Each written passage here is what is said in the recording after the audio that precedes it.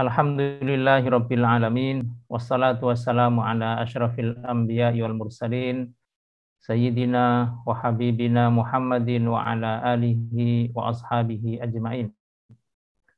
Amma ba'du, qala Allah ta'ala fi kitabihil karim, a'udzu billahi minasyaitonir rajim, ya ayyuhalladzina amanu taqullaha wa qulu qawlan sadida yuslih lakum a'malakum wa yaghfir lakum dzunubakum wa may yuti'illaha wa rasulahu faqad faza fawzan 'azima. Tema yang disampaikan ke saya adalah sebuah tema besar terkait dengan tanggung jawab orang tua terhadap pembinaan tauhid atau akidah. Tentu ini bukan tema yang sederhana, bukan tema yang kecil, tapi sekali lagi ini tema besar, sudah banyak dikupas oleh banyak ustadz, banyak kiai, banyak pakar di bidang pendidikan. Karena itu, sesuai dengan kemampuan saya akan membatasi pembahasan ini pada cuplikan dari beberapa ayat Al-Quran serta beberapa kisah yang insya Allah bermanfaat. Saya cuplik dari bagaimana Nuh dan anaknya, bagaimana Yakub dan anaknya, bagaimana Rasulullah Sallallahu Alaihi Wasallam dengan sahabat, yang mudah-mudahan dari cuplikan-cuplikan itu kita bisa mendapatkan pelajaran khususnya bagaimana semestinya yang dilakukan oleh orang tua ini kepada pembinaan anaknya, lebih khusus lagi di bidang tauhid atau akidah. Sudah barang tentu kewajiban orang tua bukan hanya membina tauhidnya, tetapi selain membina tauhidnya, memperbaiki ibadahnya, menyempurnakan akhlaknya, membentuk karakter dan sifat anaknya. Yang semua ini akan dipakai sebagai modal hidup anaknya. Baik ketika masih didampingi orang tuanya, maupun nanti ketika anak ini hidup di saat orang tuanya sudah tidak ada. Itulah maka baik ketika kita orang tua masih membersamai anak kita, selama kita masih dikasih Allah umur untuk membersamai anak kita, maka kita maksimalkan itu untuk terus membina, mendidik dan mendidik, sehingga ketika kita dipanggil oleh Allah Subhanahu wa taala, amanah itu sudah tuntas kita jalankan. Saya mengawali kajian kita pada sore ini dengan menyampaikan satu kisah. Mohon maaf, kisahnya tertulis dalam bahasa Arab, tetapi nanti saya sampaikan inti dari kisah ini. Kisah ini ditulis oleh Imam Ibnul Jauzi rahimahullah di dalam kitabnya Sifatus Safwah. Dalam kitab Sifatus Safwah itu Imam Ibnul Jauzi menceritakan bahwa Ibnu Umar, Abdullah bin Umar, putranya Umar bin Khattab, itu jalan-jalan di lorong kota Madinah, itu sampai keluar kota Madinah bersama pembantunya yang bernama Nafi. Nah, di situ ketemu dengan beberapa orang sahabat, lalu mereka akan melakukan makan bersama bareng-bareng. Ketika Ibnu Umar, Nafi, dan beberapa sahabat yang lain itu makan bersama, tiba-tiba lewat ada seorang penggembala kambing. Penggembala kambing terus ditawari, ayo kamu gabung sama kami, makan bersama. Biasalah ditawari. sang penggembala kambing itu masih anak-anak, dan di dalam satu riwayat ini juga seorang budak. Ketika ditawari makan itu, dia menjawab, "Inni shaim." Mohon maaf, saya hari ini sedang puasa. Lalu Abdullah bin Umar mengatakan, masa di hari yang sangat panas seperti ini, dan kamu tinggal di satu kampung di lereng gunung, jauh dari keramaian kota, menggembala kambing, masih sempat-sempatnya kamu puasa. Anak kecil ini, anak biasa menggembala kambing. Kata anak ini kemudian, betul, saya mengisi hari-hari saya yang sepi, yang kosong, yang hanya dengan menggembala kambing ini dengan puasa. Seorang anak miskin, jauh dari kota, tinggal di perkampungan, menggembala kambing, mengisi hari-harinya dengan puasa. Ini satu peristiwa yang sangat unik dan menarik. Dia tidak didukung oleh majelis taklim di sekitarnya, tidak ada. Dia tidak memiliki sahabat-sahabat yang mengelilingi dia untuk menguatkan dia untuk berpuasa, tidak.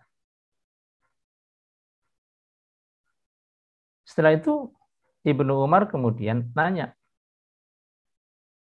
bolehlah kamu tidak ikut gabung sama kami makan, tapi bolehkah satu ekor kambingmu ini aku beli? Terus nanti tak sembelih, kamu bawa pulang dagingnya, kamu pakai iftar, kamu pakai buka. Dan harganya juga tak kasihkan kamu. Anak ini menjawab, innaha laisat li, innaha limaulai. Kambing-kambing yang saya gembala ini bukan punya saya. Ini punya majikan saya. Kata Ibnu Umar, apa repotnya? Kau bilang kepada majikanmu, satu ekor kambing dimakan serigala, selesai. Kan kambingnya ini puluhan, ratusan, bahkan mungkin ribuan. Apa jawaban dari anak itu?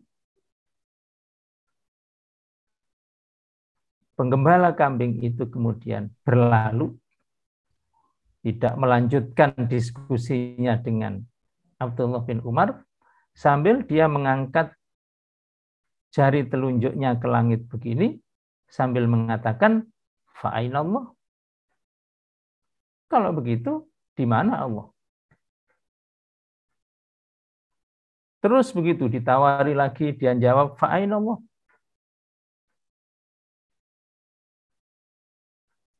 Sampai Ibnu Umar pulang ke Madinah, lalu beliau mengutus orang untuk menemui majikan penggembala kambing itu, dan ternyata memang dia budak, dibeli, dimerdekakan, kemudian diberi hadiah kambing. Ada satu pelajaran penting ya dari kisah singkat ini, betapa kalau anak itu dibina akidahnya, dikuatkan tauhidnya, terutama ditanamkan kepada dia muraqabatullah, merasa selalu diawasi oleh Allah, merasa selalu dilihat, didengar oleh Allah, maka ini menjadi satu jaminan.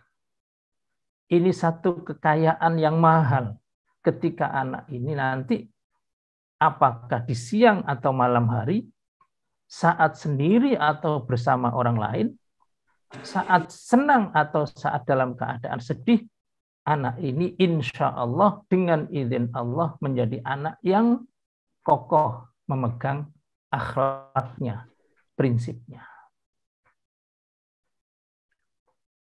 Kalau di dalam sebuah keluarga terus ada orang-orang seperti ini, insya Allah itulah keluarga yang aman.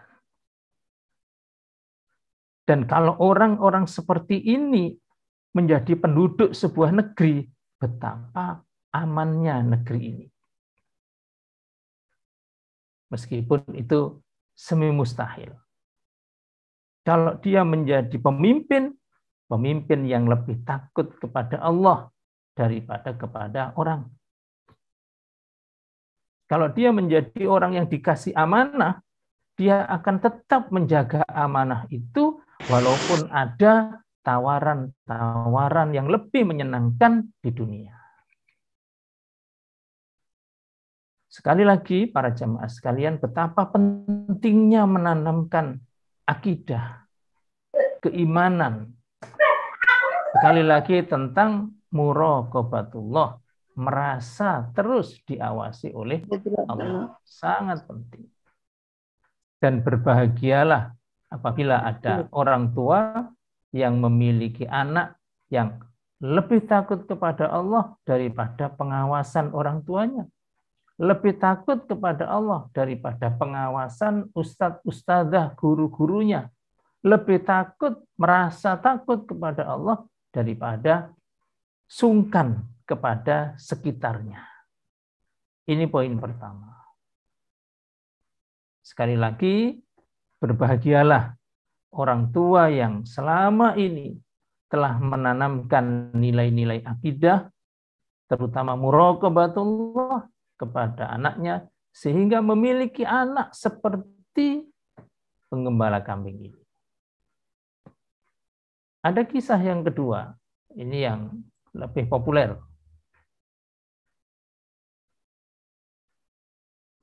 Kalau tadi kisah dialami oleh anaknya, yaitu Abdullah bin Umar, yang kedua ini dialami oleh ayahnya, yaitu Umar bin Khattab sendiri. Satu malam,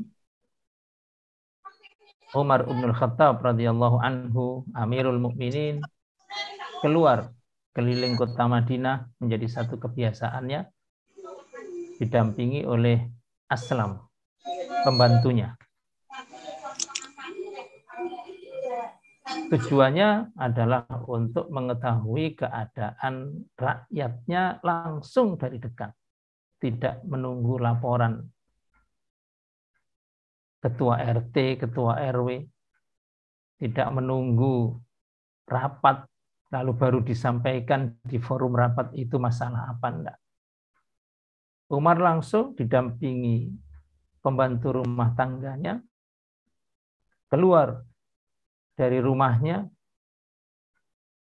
masuk lorong-lorong kota Madinah. Satu malam beliau setelah jalan ke sana kemari merasa lelah, lalu duduk bersandar di satu dinding rumah.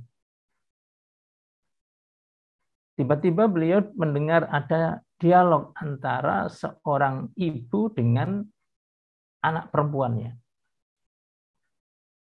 Kata ibu itu di malam yang sepi itu kepada anaknya didengar oleh Umar, "Nak, qumi ila dzalikal laban famtikihi bil ma."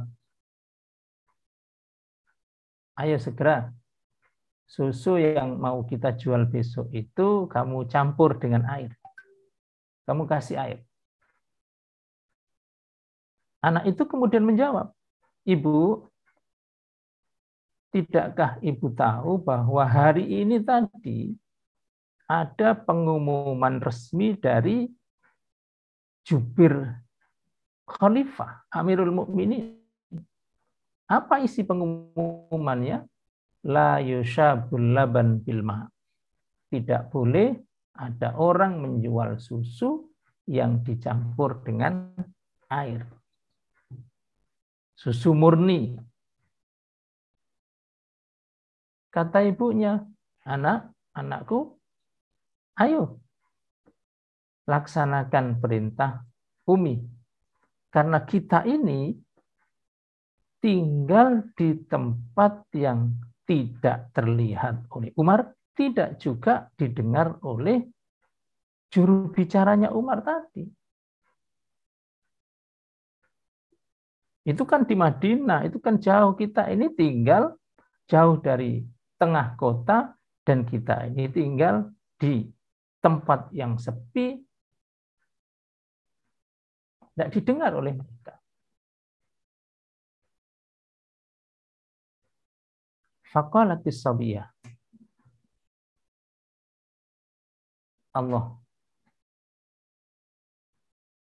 anak perempuan ini kemudian mengatakan, wallahi ma kuntu li'uti'uhu fil mala' wa aksihi fil khala'. Demi Allah ya Umi, tidak mungkin saya mentaati khalifah di saat banyak orang, tetapi di saat sepi aku justru bermaksiat. In kana Umar la yarona, farabbu amiril mu'minin yarona. Kalau memang Umar tidak melihat, tetapi Tuhannya Umar melihat apa yang kita lakukan. Sekali lagi, Bapak Ibu sekalian, betapa beruntungnya ibu ini. Sekalipun tinggal jauh dari keramaian kota, di tengah malam yang gelap gulita, tetapi memiliki anak perempuan yang akidahnya kuat, merasa diawasi oleh Allah, merasa apa yang dilakukan itu diperhatikan oleh Allah, maka itu cukup bagi anak itu untuk membentengi dirinya dari tindak pemalsuan. Sekali lagi, bukankah generasi seperti ini yang kita inginkan? Bukankah anak-anak yang seperti ini yang kita harapkan bisa hidup kokoh secara pendirian dalam membela kebenaran? Dan bukankah rakyat yang seperti ini yang kita inginkan mengisi bangsa dan negara ini? Yaitu anak-anak yang terbina akidahnya, anak-anak yang terbina tauhid dan keimanan. Ini anak-anak. Begitu Umar mendengar dialog tersebut, Umar kemudian bilang kepada Aslam, Aslam, kasih tanda rumah ini. Kenali, ini daerah mana? Mungkin share lokasinya harus jelas, ya. Titik koordinatnya di mana ini. Lalu beliau berdua pulang. Paginya, Khalifah atau Amirul Mukminin mengirim Aslam ini balik ke tempat yang tadi malam. Coba selidiki siapa mereka. Apakah punya suami atau bagaimana? Dan ternyata informasi yang didapat adalah seorang janda dan hanya hidup berdua dengan anak perempuannya itu tadi, yang tidak lain dikenal di dalam sejarah dengan Ummu Amarah, dan belum menikah, masih gadis. Setelah didapat informasi itu disampaikan kepada Khalifah. Setelah informasinya lengkap, lokasi tempat tinggal mereka sudah didapat, Umar kemudian mengumpulkan anak-anaknya. Setelah anak-anaknya kumpul, Umar mengatakan kepada mereka, Hal fikum man yahtaju ila imra'atin uzawijuhu? Adakah di antara kalian anak-anakku yang ingin menikah? Walau kana bi abikum harakatan ilan nisa ma sabaqahu minkum ahadun ila hadhil jariyah. Kalau seandainya ayah ini masih muda, ya tentu ayah sendiri yang akan menikahi anak gadis itu. Nah, ketika opsi itu dilontarkan oleh Amirul Mukminin, satu, Abdullah bin Umar mengatakan, li zaujah. Ayah, saya sudah punya istri. Artinya tidak kepingin nambah. Wa qala akhuhu Abdurrahman bin Umar juga mengatakan, li zaujah. Kula sampun nggak ada. Wa qala thalithuhuma Asim. Nah, anak yang ketiga Asim bin Umar. Ya abata, la zaujatali fazawwijni. Ayah, saya belum punya istri. Saya siap dinikahkan.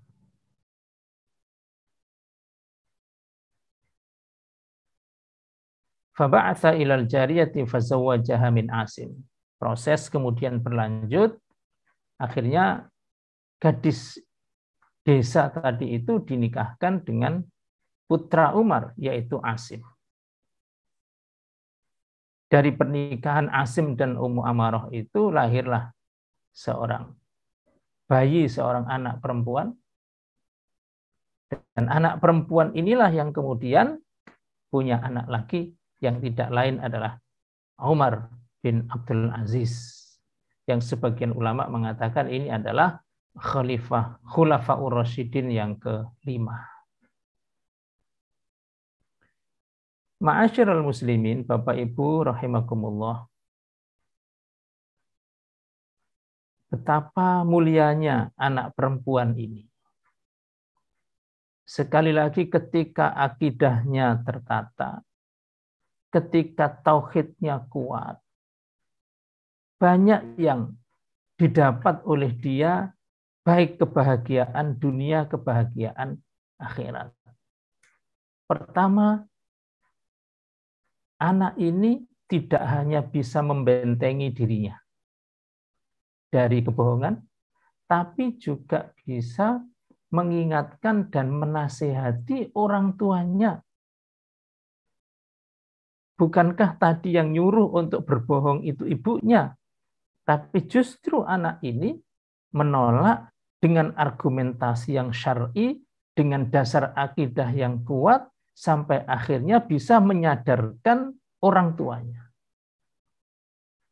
Jadi, anak soleh berakidah kuat, itu juga bisa menjadi dai yang tidak hanya mengajak orang lain, tapi juga mendakwai orang tuanya. Yang kedua, anak yang akidahnya terbina ini adalah cikal bakal terbentuknya rumah tangga yang juga baik. Karena madrasahnya baik, karena ibu adalah al-madrasatul ula, karena ibu adalah madrasah pertama, maka dari madrasah itu juga akan lahir generasi-generasi yang tidak jauh kualitasnya dari ibunya. Yang di sini salah satunya adalah Umar bin Abdul Aziz. Sekali lagi, inilah sesuatu yang membahagiakan orang tua apabila anak-anak tumbuh dalam pembinaan akidah, terutama muraqabatullah, yaitu merasa diawasi oleh Allah di mana dan kapanpun berada.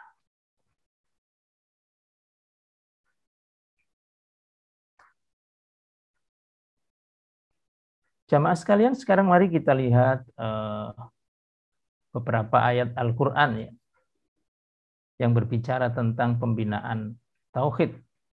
Salah satunya adalah ayat yang sudah terkenal, sering kita baca, A'udzubillahi minasyaitonirrajim. Wa qadha rabbuka alla ta'budu illa iyyah wa bil walidaini ihsana. Dan Tuhanmu telah memutuskan agar kamu jangan sekali-kali menyembah kecuali kepadanya, yaitu Allah Subhanahu wa taala, dan berbuat baiklah kepada kedua orang tua. Kita sering menasehati anak untuk birrul walidain. Itu tidak salah. Mendengar nasihat orang tua, patuh kepada perintah orang tua, tidak berkata kasar kepada orang tua, itu bagus dan itu ajaran Islam. Tapi kalau dilihat dari struktur ayat ini, itu disampaikan oleh Allah setelah pembinaan akidah, yaitu Allah ta'budu illa iyyah. Tanamkan pada diri anak itu ingat Allah, baru setelah itu ingat orang tuanya. Tanamkan kepada anak itu merasa bahwa semua perbuatan kita itu diawasi oleh Allah, baru kemudian orang tua juga melihat. Tanamkan kepada anak kita bahwa kita harus mendengar, kita harus mentaati, kita harus mematuhi apa yang telah Allah ajarkan. Setelah itu kita juga tanamkan kepada anak-anak, ingatlah nasihat orang tua, ingatlah pesan orang tua, patuhi apa yang dikatakan oleh orang tua. Jadi harus berimbang. Karena ayatnya memang Allah ta'budu illa iyyah wa bil walidaini ihsana. Sehingga anak ketika jauh dari orang tua tidak merasa lepas, tidak merasa ucul, tidak merasa bebas.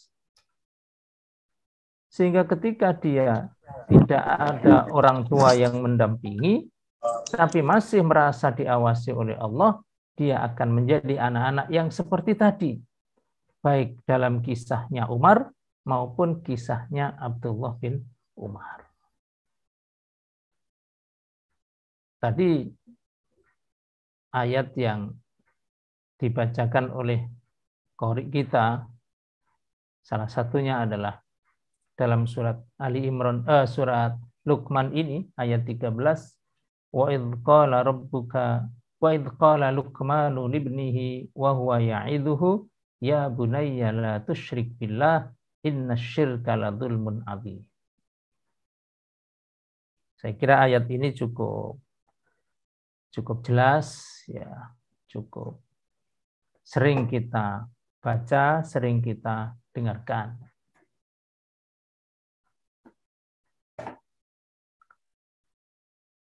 Langsung kita ke pelajaran apa yang kita dapat dari Nabi Yakub. Bapak Ibu sekalian, Nabi Yakub itu ayahnya Nabi Yusuf. Beliau ini dikaruniai oleh Allah banyak anak. Ya. Paling tidak yang disebutkan di dalam Al-Qur'an itu 11. Anaknya Nabi Yakub ini pada waktu kecilnya dalam tanda petik ya, dalam tanda kutip itu nakal.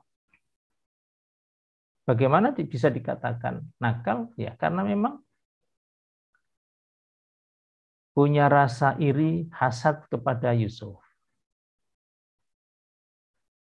Menganggap Yakub itu sesat. Lalu irinya itu membuat mereka mempunyai makar kepada Yusuf. Sampai akhirnya memasukkan Yusuf ke dalam sumur. Itu kan mereka yang melakukan. Bahkan menjual Yusuf ke para pedagang yang lewat di situ sebagai budak. Membohongi ayahnya. Dan seterusnya. Tetapi Allah Subhanahu wa taala menjadikan kisah ini happy ending. Semua kisah-kisah pilu yang ada di awal surat Yusuf itu berakhir dengan happy di akhir surat.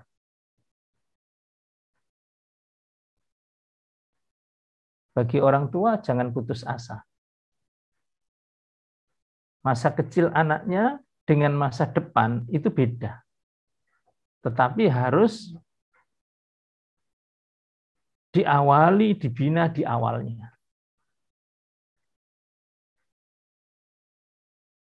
Sedih, menyakitkan, kecewa Nabi Yakub itu terhadap anaknya, bahkan sampai sering, karena saking seringnya menangis sampai buta karenanya.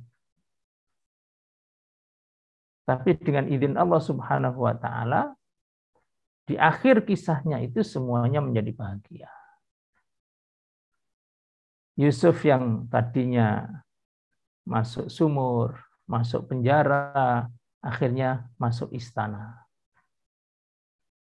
Yakub yang sedih kehilangan Yusuf, sedih kehilangan Bunyamin, akhirnya ketemu dan kumpul semuanya.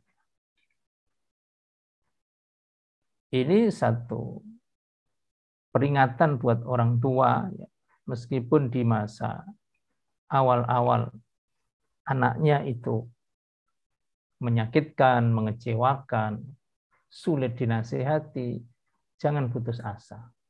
Tetap sabar, tetap dibina, tetap bertawakal kepada Allah, insya Allah akan menjadi baik pada waktunya.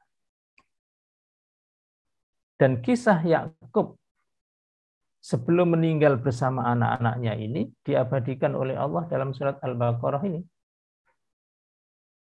Am kuntum syuhada. Apakah kamu pernah memperhatikan idh hadara Ya'qub al-maut, ketika Yakub menjelang mati? Apa yang dilakukan Yakub saat itu? Idh qala li banihi ma ta'buduna min ba'di. Beliau kumpulkan anak-anaknya, lalu tanya kepada mereka, "Nak, apa yang kalian akan sembah setelah nanti ayah tidak ada? Nanti setelah ayah mati, kamu ini nyembah apa?" Qalu, mereka menjawab, "Na'budu ilahaka wa ilaha abaik." Ayah, kami akan tetap menyembah Tuhanmu dan Tuhan bapak-bapakmu, yaitu Ibrahim, Ismail, Ishak. Siapa? Ilaha wahidah, yaitu Tuhan yang satu, Tuhan yang esa. Wa nahnu lahu muslimun. Dan kami akan tetap menjadi orang-orang yang berserah diri kepadanya.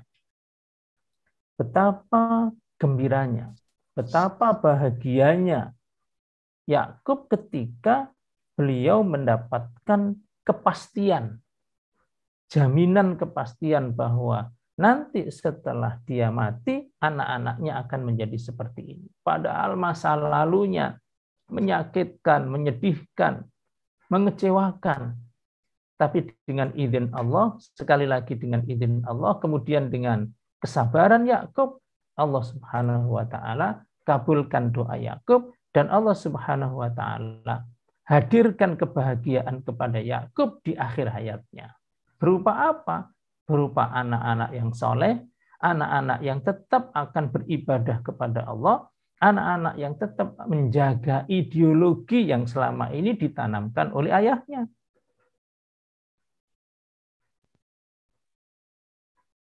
Dan ketika Yakub meninggal dunia, tugasnya sudah selesai. Apa? Sudah diwariskanlah, sudah mewariskan nilai-nilai akidah sahihah itu kepada anak-anaknya. Beda kasus dengan Nabi Nuh. beda Yakub, beda Nuh.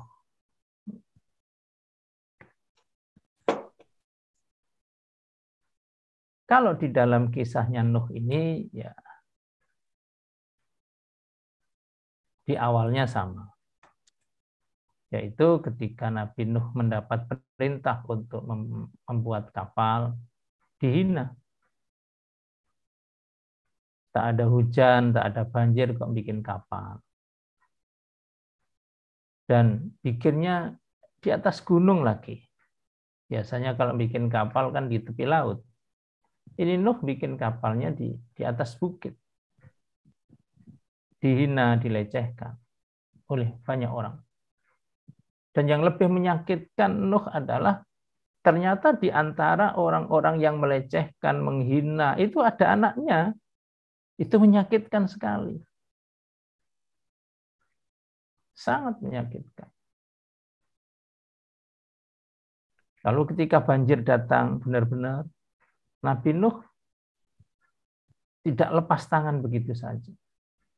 Ketika banjir datang semakin besar, Allah perintahkan kepada Nuh agar semua orang yang beriman diangkut di kapal dan binatang diangkut sepasang-sepasang, gelombang tinggi.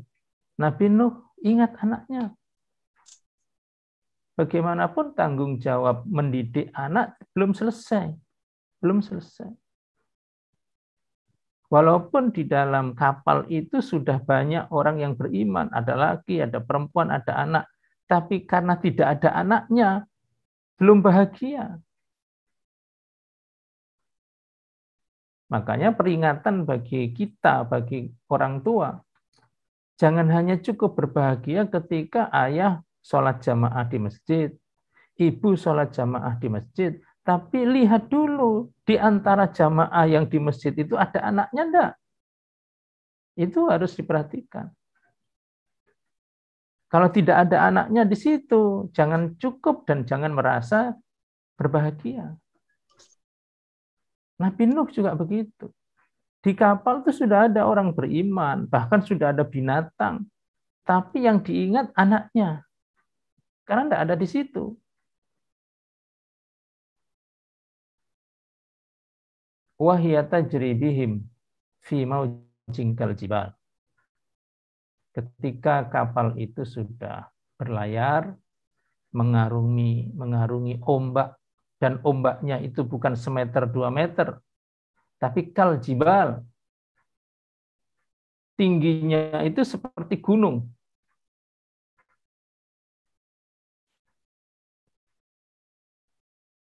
Lalu Nabi Nuh memanggil anaknya. Wa nada Nuhun ibnahu wa kana fi ma'zil.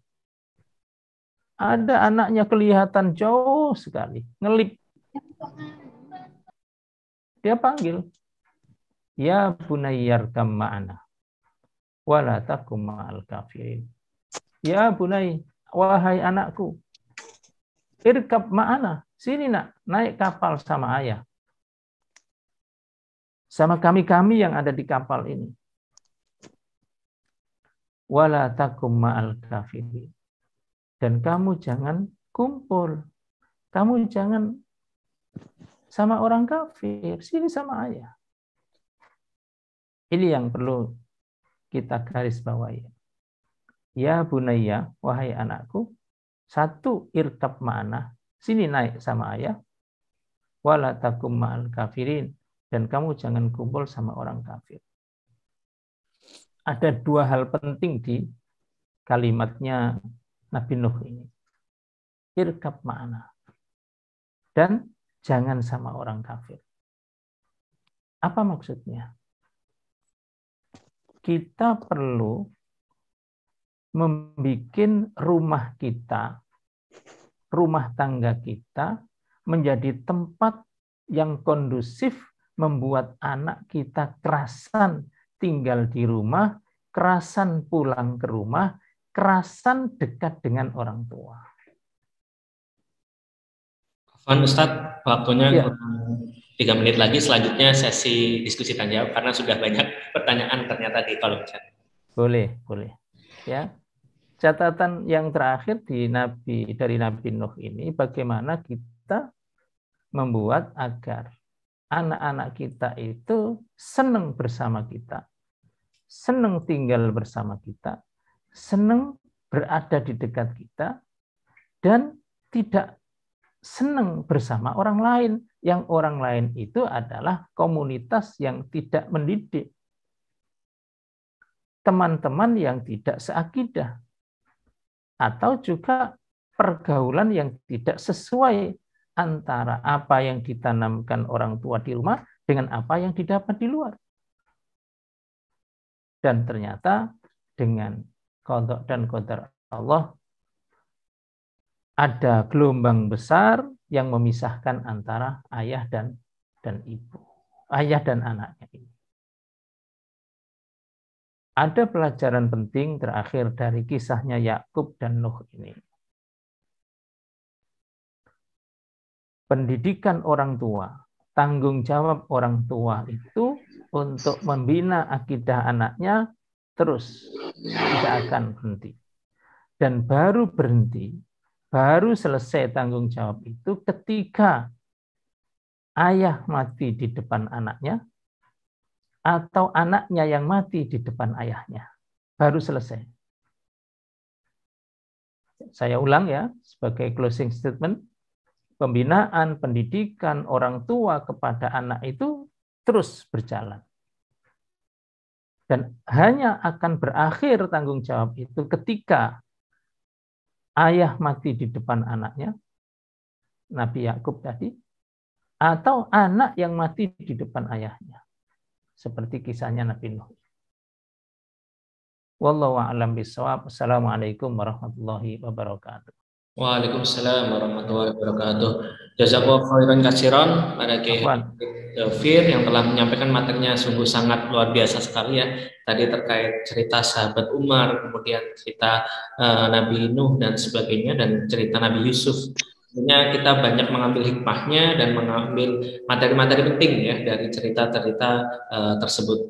Alhamdulillah dari sesi materi tadi yang disampaikan oleh Kiai Farid Daufir telah muncul beberapa pertanyaan yang disampaikan oleh Bapak Ibu peserta kajian di sore kali ini. Nah, di sini alhamdulillah kajian ini saya sampaikan kembali bahwa kajian ini akan dilaksanakan setiap satu bulan sekali di pekan kedua hari Senin yang dilaksanakan oleh Dompet Al-Quran Indonesia, yaitu merupakan lembaga amin zakat yang kantornya terletak di Sidoarjo, Jawa Timur. Bagi Bapak Ibu yang ingin mengkepoin atau ingin melihat sosial media atau profil dari Deki itu seperti apa, bisa lihat di kolom chat. Di situ sudah disampaikan, dilampirkan oleh admin terkait tentang Deki. Dan juga Bapak Ibu yang telah hadir pada kajian sore kali ini, mohon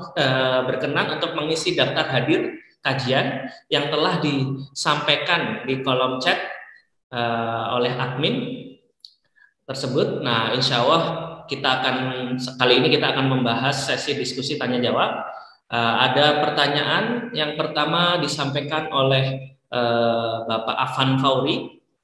Bagaimana jika ayah sibuk dengan pekerjaan sehingga waktu untuk anak tidak banyak? Ini bagaimana Kiai terkait menanggapi persoalan seperti ini? Tafadhol Kiai. Langsung ya? Ya, monggo Kiai. Jadi bismillahirrahmanirrahim. Tanggung jawab mendidik anak itu ada pada pundak orang tua. Apakah itu ayah atau ibu. Ketika ayah tidak maksimal waktunya untuk mendidik anak, di situ ada ibunya. Ketika waktu seorang ibu mendidik anak itu tidak maksimal, di situ ada ayahnya. Dan ketika misalnya ada ayah dan ibu yang sibuk di luar, sehingga waktu untuk mendidik anak itu kurang, dan memang kesibukan ini juga bagian dari mendidik anak, maka ada orang yang diberi amanah. Kalau dulu Rasulullah Shallallahu Alaihi Wasallam itu kan dalam pertumbuhannya itu tidak pernah dibiarkan tanpa bimbingan. Ini yang penting. Ketika tidak ada lahir, tidak ada ayah, Rasulullah itu sejak kecil diasuh orang lain juga, tapi diasuh oleh orang lain yang baik. Halimah As-Sa'diyah selama 4 tahun lebih. Setelah itu baru ke orang tuanya, ke ibunya 2 tahun. Setelah itu ibunya meninggal. Setelah itu diasuh oleh kakeknya 2 tahun meninggal. Setelah itu diasuh oleh pamannya. Artinya Rasulullah Shallallahu Alaihi Wasallam bukan hanya orang tuanya sibuk, memang orang tuanya tidak ada bahkan, tapi tidak lepas kepada orang yang tidak membina. Kan begitu. Jangan sampai anak kita ini hanya gara-gara orang tua sibuk lalu diberikan kepada orang yang misalnya, mohon maaf, diasuh oleh kakek neneknya di rumah yang secara usia jauh, yang secara cerita tentang kebaikan tidak punya. Yang penting bagi nenek adalah piye carane putune gak nangis. Kan itu saja. Piye carane meneng, didulang mangan doyan, itu selesai. Itu tidak cukup. Jadi tidak apa-apa dititipkan kepada orang yang diamanat, yang ngerti tentang pendidikan. Oke. Dititipkan di lembaga pendidikan. Lembaga pendidikan itu kan mengisi kekosongan orang tua. Yang kita percaya anak saya di situ dididik dengan tauhid yang benar, diajari ibadah yang benar, disempurnakan akhlaknya sehingga menjadi anak yang baik. Intinya jangan biarkan anak itu tanpa ada orang yang bisa mendidik, menjadi teladan. Kita ingat Nabi Ismail itu dirawat oleh ibunya single parent. Nabi Ismail itu lebih banyak bersama ibunya, ayahnya di Palestina. Hanya 4 kali kalau di dalam tafsir itu Nabi Ibrahim nyambangi Ismail di Mekah. Jadi sekali lagi ketika orang tua sibuk, dan insya Allah sibuknya ini juga dalam rangka pendidikan, jangan sekali-kali menitipkan atau bahkan melepaskan anaknya itu tanpa ada orang yang mendidik. Mendidik dalam arti memberikan pembinaan, menjadi teladan itu. Apakah itu perorangan yang merawat atau lembaga pendidikan, pondok pesantren, itu insya Allah menjadi solusinya. Wallahu a'lam bishawab. Alhamdulillah, jazakallah khair, Kiai Haji Farid Dovir telah menjawab ya pertanyaan tadi terkait pertanyaan yang disampaikan oleh Bapak Afan. Alhamdulillah terjawab.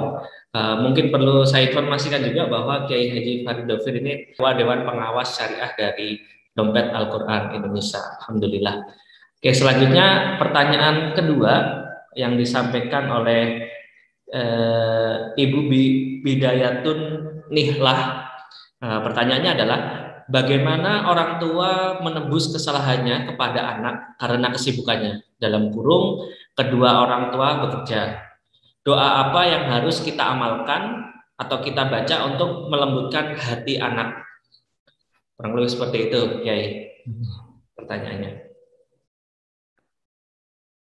Kalau kita lihat ya, doa yang kita panjatkan kepada Allah untuk memiliki anak soleh, bukan hanya sekedar melembutkan dada.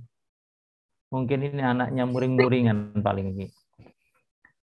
Itu akan kita jumpai sangat banyak doa-doa. Ada doanya Nabi Zakaria. Ada doanya Nabi Ibrahim. Ya. Ada doanya di dalam surat Al-Furqan yang Rabbana hab lana min azwajina wa dzurriyyatina qurrata a'yun waj'alna lil muttaqina imama. Sekalipun kita belum punya anak misalnya, doa itu tetap menjadi sebuah permohonan. Ketika suami mau berhubungan dengan istri kan ada doa juga, dan doanya itu untuk anaknya. Bismillahi Allahumma jannibna syaitan wa jannibis syaitan ma razaqtana. Itu kan doa untuk kebaikan anak. Bukan hanya doa mau berhubungan, tapi permohonan agar jika berhubungan badan ini dikaruniai oleh Allah anak, jadikan anak ini anak yang dilindungi oleh setan, dilindungi dari godaan setan. Bahkan ketika anak lahir, ya, ketika anak lahir itu kan dulu Nabi Ibrahim ketika punya anak Ismail dan Ishak, begitu lahir minta perlindungan kepada Allah agar anak ini dijadikan anak yang jauh dari godaan setan. Dan itu yang diajarkan Nabi kepada kita ketika Nabi juga memberi contoh ketika Hasan dan Husain lahir itu didoakan itu. U'idzuka billahi bikalimatillahi tamah. Itu yang sering kita baca. Min kulli syaitonin wahamah wa min kulli ainin lamah. Itu juga doa agar anak kita dijaga oleh Allah, dilindungi oleh Allah dari godaan setan. Begitu seterusnya, terus. Bahkan bisa jadi doa-doa itu dari Quran juga bisa, doa-doa yang kita ambil dari hadis Nabi juga bisa, doa-doa yang kita karang sendiri, maksud kita sendiri dengan bahasa kita sendiri. Misalnya doa anak kita sentuh dadanya, Allahumma tahhir qalbahu. Ya Allah, bersihkan hatinya. Ini kan suatu ketika ada anak muda yang teriak-teriak, ya Rasulullah, idzan li an azni. Di depan umum, ya Rasul, doakan saya, izinkan saya berzina. Kata-katanya porno, kata-katanya tidak sopan di depan orang banyak. Tapi begitu diajak Nabi dialog, selesai, reda, lalu Nabi pegang dadanya. Lalu Nabi mengatakan, Allahumma tahhir qalbahu. Ya Allah, bersihkan dadanya. Kata-kata yang porno tadi hilangkan. Kata-katanya yang tidak sopan, tidak senonoh, mudah-mudahan engkau hilangkan. Pegang dadanya, lalu berdoa, Allahumma tahhir qalbahu. Ya Allah, bersihkan hatinya, bersihkan dadanya dari penyakit-penyakit hati yang merusak akhlaknya. Wallahu a'lam bishawab.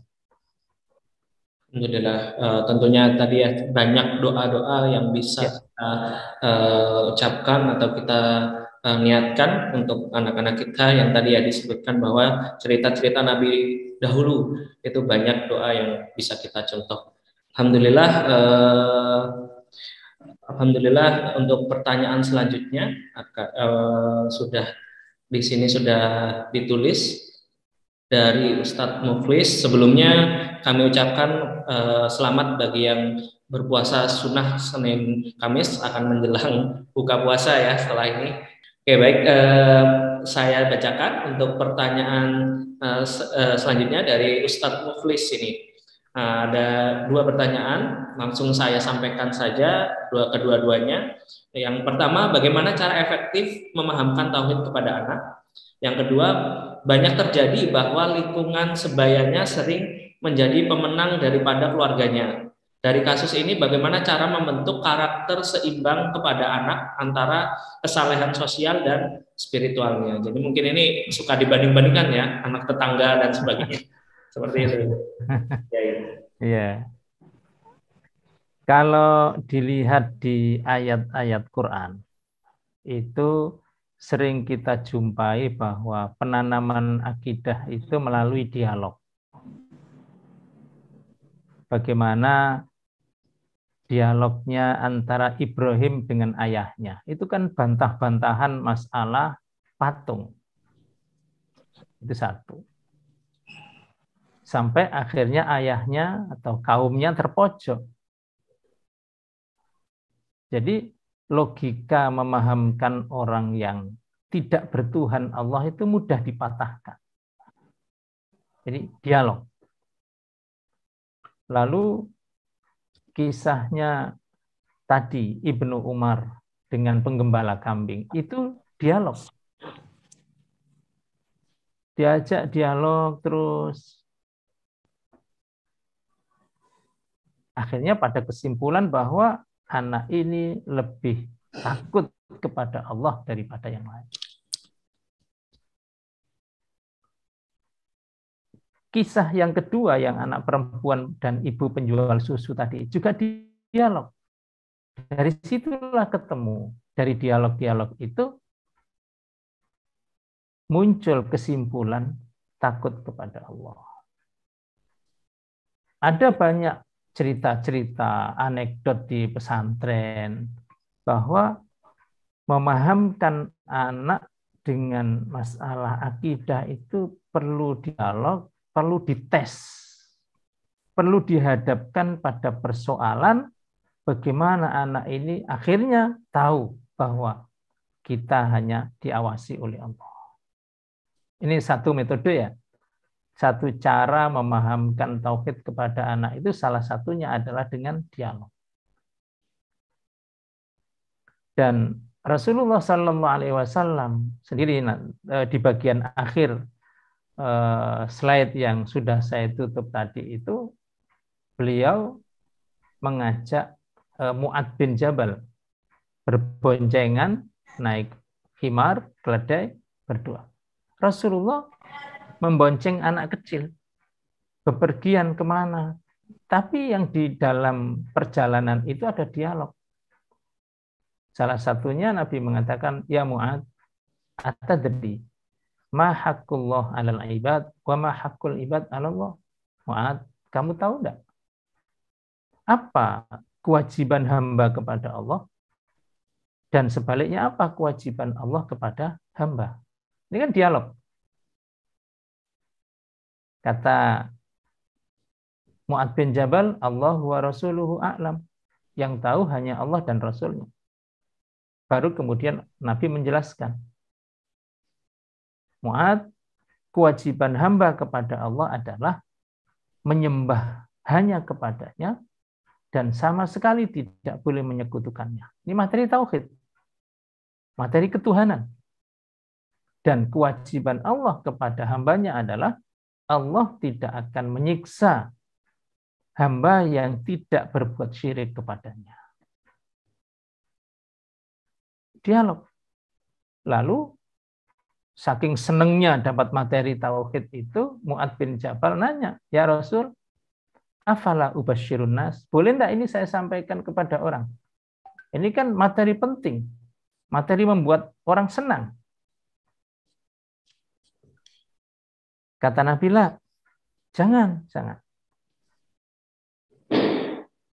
La tubasyiru fayattakilu. Jangan dulu disampaikan ini kepada orang lain. Sebab nanti kalau ini kau sampaikan akan membuat orang lain menyepelekan masalah. Menganggap enteng. Ya, waktu itu tentu masa-masa Islam belum kuat, akidah juga belum sempurna, tapi kalau sudah dapat materi ini, pokoknya yang tidak berbuat tauhid, yang tidak berbuat syirik, akan dimasukkan ke surga. Ini kan akhirnya menjadi dipahami secara keliru. Nanti dulu, begitu. Jadi, salah satu metode untuk menanamkan tauhid, akidah kepada anak itu dialog, dites. Kalau begini bagaimana? Kalau begitu bagaimana? Kalau ini akibatnya apa? Nah, itu salah satu metode. Nah, tentu di pertanyaan yang kedua itu adalah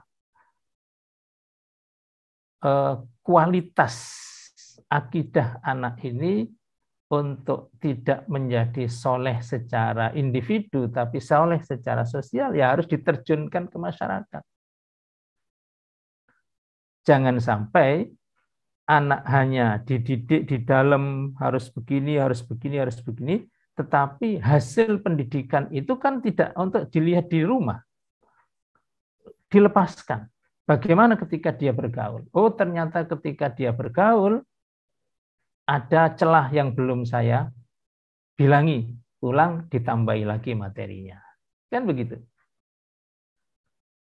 Kita lepas lagi keluar, bermain dengan anak-anak. Oh, ternyata anak saya main bola, tapi begitu azan kok nggak selesai. Oh, ini berarti celah. Ada yang harus saya perbaiki.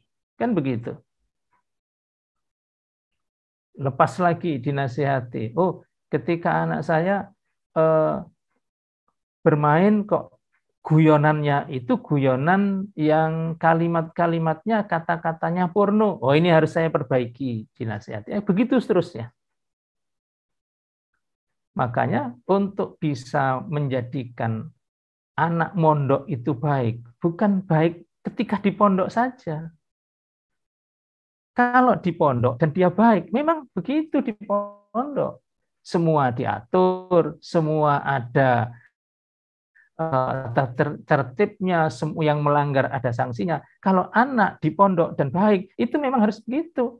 Tapi akan diuji ketika keluar dari pondok, bagaimana? Itu yang penting. Sehingga soleh ketika individu itu juga dibuktikan soleh ketika berinteraksi sosial dengan masyarakatnya. Berbahagialah orang tua yang mempunyai anak soleh di pondok. Tapi lebih berbahagia lagi ketika di luar pondok pun sholat jamaahnya tetap aktif, tadarusnya tetap aktif, tahfidz Qur'annya masih berlanjut, bisa menasihati dirinya, menasihati orang lain, itu menjadi sempurna kebahagiaan orang tua. Wallahu a'lam bishawab. Alhamdulillah, jazakallah khair pada Kiai Haji Farid Dhafir. Ini juga muncul ya di kolom chat dari Bapak Muhammad Reva Emeraldi. Assalamualaikum. Waalaikumsalam. Dari Sina Raja Bali ya, hadir di kajian kita kali ini. Alhamdulillah dari Bali juga hadir di kajian ini. Mudah-mudahan menjadikan keberkahan ya bagi kita semua. Mungkin ini ada satu pertanyaan lagi terakhir mungkin ini ya. Ada dua sih cuma. Ya, ini ada satu pertanyaan lagi. Sikap kita dalam mendidik anak tentunya berbeda-beda sesuai usia anak. Bagaimana sikap yang dicontohkan Rasulullah dalam mendidik anak-anak di usia 12 tahun ke atas? Ini dari Ibu Bidayatun Nihlah. Baik. Ya.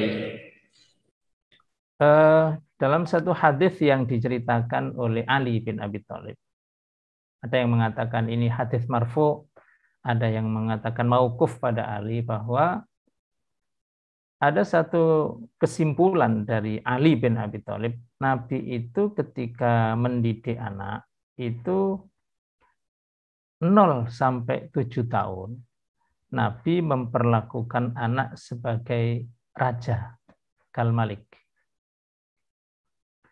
7 sampai 14 tahun, Nabi memperlakukan anak sebagai tawanan perang. Ini istilah.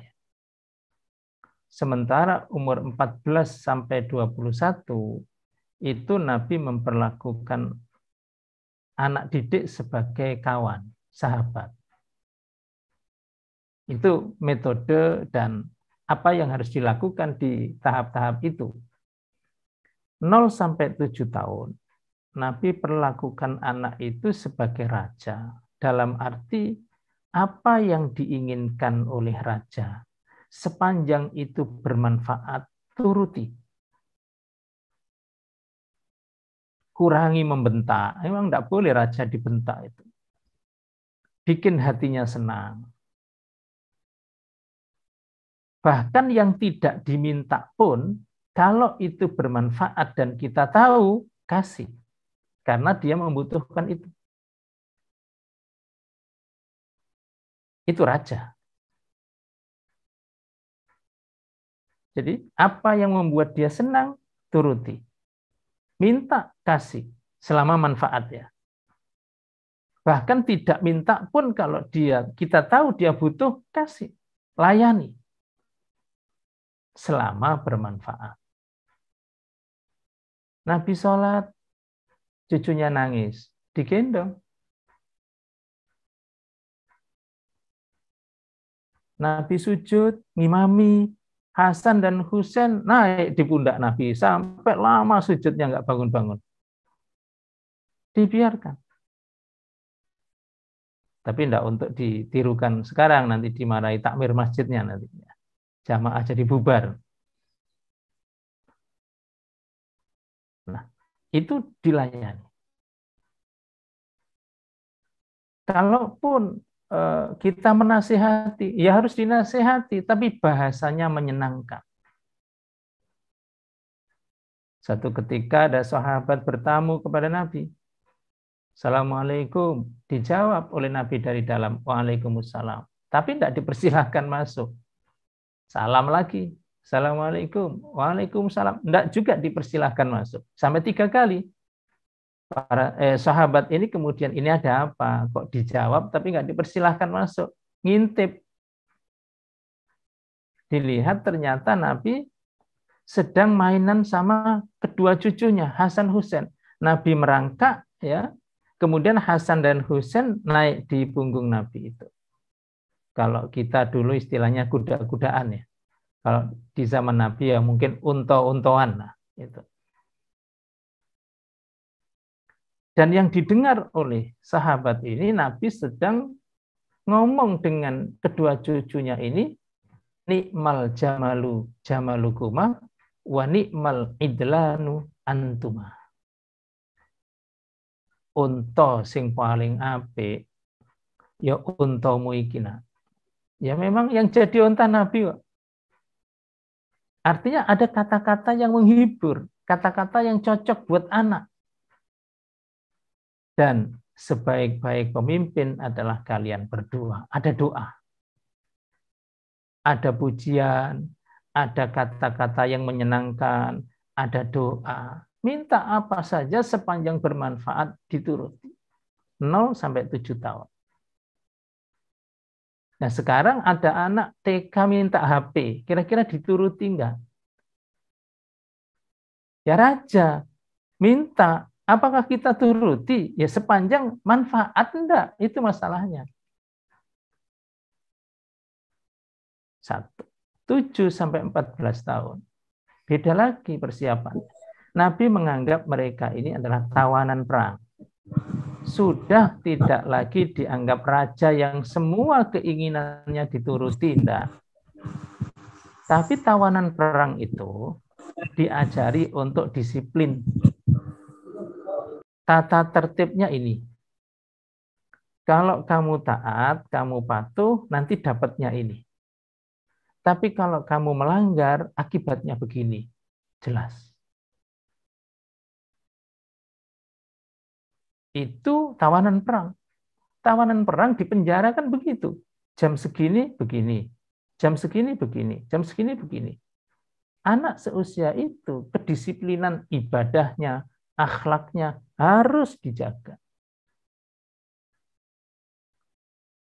Habis maghrib, ngaji. Nanti setelah ngaji, dapat sekian juz, kita ke masjid. Nanti setelah Isya, kita santai sejenak, setelah itu buka pelajaran untuk besok apa. Begitu seterusnya. Jam sekian tidur. Lihat TV, nah sebentar lagi akan adzan ya, jangan sampai adzan sudah selesai. Oke. Terus begitu dan dikawal dengan konsisten. Jangan orang tua yang membuat aturan, orang tua yang lalai, atau orang tua yang melanggar. Jangan. Semua akhlak ditanamkan di sini. Dalam jamuan makan, ada seorang sahabat yang mengajak anak-anak. Namanya juga anak-anak, tangan kirinya menjulur ngambil makanan yang agak jauh. Orang tuanya diam. Nabi yang tidak bisa diam. Karena saat usia ini tidak boleh didiamkan. Jarno menenek gede lah ngerti dewe. Enggak, ini bukan usia main-main. Sudah lewat usia yang 7 tahun. Ini 7 tahun kedua. Usianya usia pendisiplinan. Apa kata Nabi? Ya gulam, nah, samillah. Baca bismillah dulu. Wakul biyaminik. Makan itu pakai tangan kanan. Wakul mimma yalik. Makan itu ngambil makanan yang terdekat. Coba. Orang tuanya diam. Nabi yang tidak bisa diam. Di forum itu adalah pas untuk memberikan materi tentang adab makan. Karena forumnya forum makan. Tidak usah. Nantilah nunggu di rumah nanti saya beritahu. Tidak perlu. Forumnya sudah berbeda. Ini usia pendisiplinan. Sholat juga diwajibkan pada umur itu. Muru auladakum bisolati wahum abna'u sab'i sinin. Suruh anakmu sholat ketika umurnya 7 tahun. Wadribuhum 'alaiha wahum abna'u asyri. Pukul. Kalau umurnya sudah 10 tahun nggak ngerti sholat juga, pukul. Wa farriqu bainahum fil madaji. Pisahkan tempat tidurnya anak laki dan anak perempuan.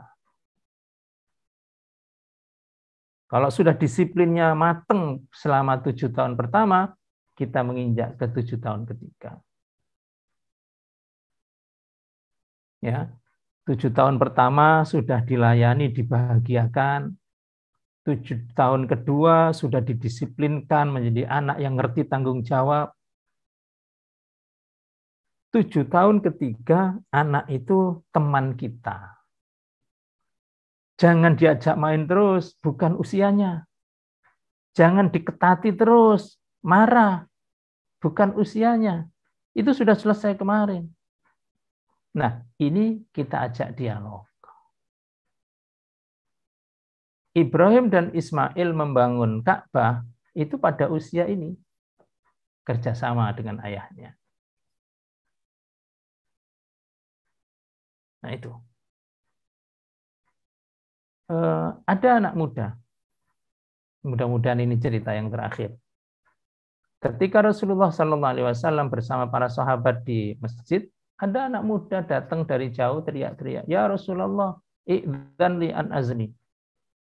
Ya Rasul, saya sholat mau, ngaji mau, tapi tolong izinkan saya satu saja, yaitu berzina. Wah, ini kata-kata jelek, teriak-teriak, di situ ada Nabi, enggak sopan, ada sahabat, hampir-hampir pemuda itu, anak muda itu dipukuli rame-rame oleh sahabat. Kata Nabi, biarkan. Coba mendekat, coba dialognya Nabi. Bagaimana Nabi mensikapi dan sahabat mensikapi. Nabi tidak marah, ini anak muda kok. Sini mendekat. Setelah mendekat, Nabi bilang, kamu tadi ngomong apa? Coba ulangi. Coba gimana tanggapan para sahabat? Sekali aja ngomong para sahabat marah, ini kok Nabi malah nyuruh ngulangi. Coba diulangi. Mungkin sahabat juga nggak enak juga artinya kepada Nabi. Mosok Nabi kok melu-melu arek enom ini. Tapi ini bicara dengan anak muda, beda. Beda bicara dengan Abu Bakar, dengan Umar, beda. Ini bicara dengan remaja, ABG. Sahabat itu tadi yang ngulangi, ya Rasul, izinkan saya berzina. Oke, kata Nabi. Apakah kamu mau berzina? Dialog yang penting. Ini kan kawan. Biarkan remaja itu ngomong. Biarkan remaja itu coret-coret tembok asal sopan. Dia sedang mengungkapkan isi hatinya. Dengarkan saja.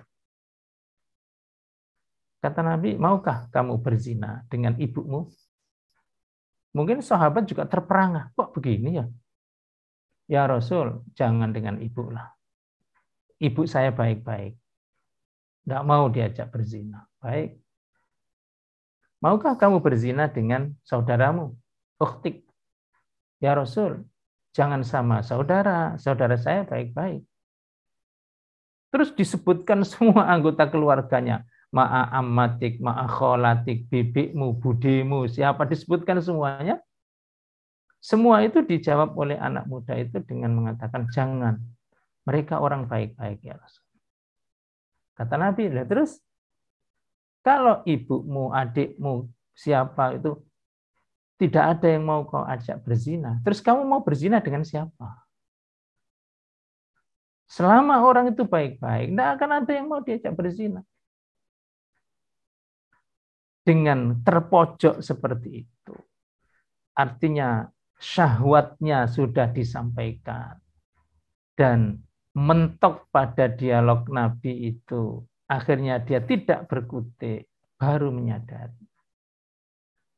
Iya ya, kalau ada orang baik-baik tentu tidak mau diajak berzina. Iya. Akhirnya menyadari sendiri kesalahannya. Jadi sering anak muda itu hanya ingin didengar. Hanya ingin ada orang yang mau mendengar curhatannya. Karena usia ini, usia akil balik ini, dia punya perasaan yang perasaan itu tidak ada sebelumnya. Dia punya keinginan, yang keinginan itu tidak muncul pada umur sebelumnya, jadi perlu didengar. Nabi tidak ngasih dalil. Jangan berzina, zina itu hukumannya dicambuk 100 kali atau dirajam, bunuh. Enggak, kalau anak muda dikasih begitu malah ngece. Nah, akhirnya dia menyadari salah, terus Nabi pegang dadanya tadi yang saya ceritakan di awal. Allahumma tahhir qalbi, ya Allah, bersihkan hatinya. Dan akhirnya menjadi pemuda yang baik. Jadi masalahnya adalah beda usia, beda cara kita untuk mendidik anak. Jadi kalau ada orang tua, sing anaknya akeh, itulah guru paling pinter. Karena muridnya itu beda-beda usia dan ngerti beda-beda metodenya. Wallahu a'lam bishawab. Ya, alhamdulillah, jazakallahu khairan pada Kiai Haji Farid Dhaufir. Karena waktu juga kita terbatas ya, dan ada beberapa pertanyaan dari Bapak Ibu yang belum terjawab atau belum didiskusikan, nanti akan kita sampaikan via WhatsApp ya, via WhatsApp. Jadi Bapak Ibu yang sekarang hadir pada kajian sore kali ini bisa mengisi daftar hadir kajian melalui kolom chat ataupun kolom Google Form ya, yang diisi oleh atau disampaikan oleh admin di kolom chat. Dan bagi Bapak Ibu yang ingin melihat tayangan ulang dari kajian pada sore kali ini, di sini masuk pesan bagaimana menonton tayangan ulangnya, nanti akan di-upload di YouTube Dompet Al-Quran Indonesia. Jadi Bapak Ibu bisa mengecek dan melihat nanti setelah di-upload di akun YouTube-nya Dompet Al-Quran Indonesia. Itu saja terkait kajian kali ini. Tentunya nanti akan ditutup dengan doa oleh Kiai Haji Farid Dhaufir kepada Kiai Haji Farid Dhaufir untuk memimpin doa. Jamaah, Bapak Ibu, kita akhiri majelis Thalabul Ilmi ini dengan berdoa, mudah-mudahan Allah Subhanahu wa taala menjadikan ilmu tadi itu bermanfaat bagi saya dan kita semuanya. Amin ya rabbal alamin. Alhamdulillahirabbil alamin, hamdan syakirin, hamdan na'imin, hamdan yuwafi ni'amahu wa yukafi'u mazidah. Ya Rabbana lakal hamdu kama yanbaghi li jalali wajhikal karim wa 'azimi sultanik. Allahumma inna nas'aluka ilman nafi'a wa rizqan thayyiba wa amalan mutaqabbala. Allahumma inna nas'aluka salamatan fid din wa afiyatan fil jasad wa ziyadatan fil ilm wa barakatan fil rizq wa taubatan qabla al maut wa rahmatan 'indal maut wa maghfiratan ba'dal maut. Allahumma hawwin 'alaina fi sakaratil maut wan najata minan nar wal afwa indal hisab. Rabbana ighfir lana wa liwalidina warhamhum kama rabbawna shighara. Rabbana hab lana min azwajina wa dhurriyyatina qurrata a'yun waj'alna lil muttaqina imama. Rabbana atina fid dunya hasanah wa fil akhirati hasanah wa qina adzaban nar. Subhana rabbika rabbil izzati amma yasifun. Wassalamun alal mursalin walhamdulillahi rabbil alamin.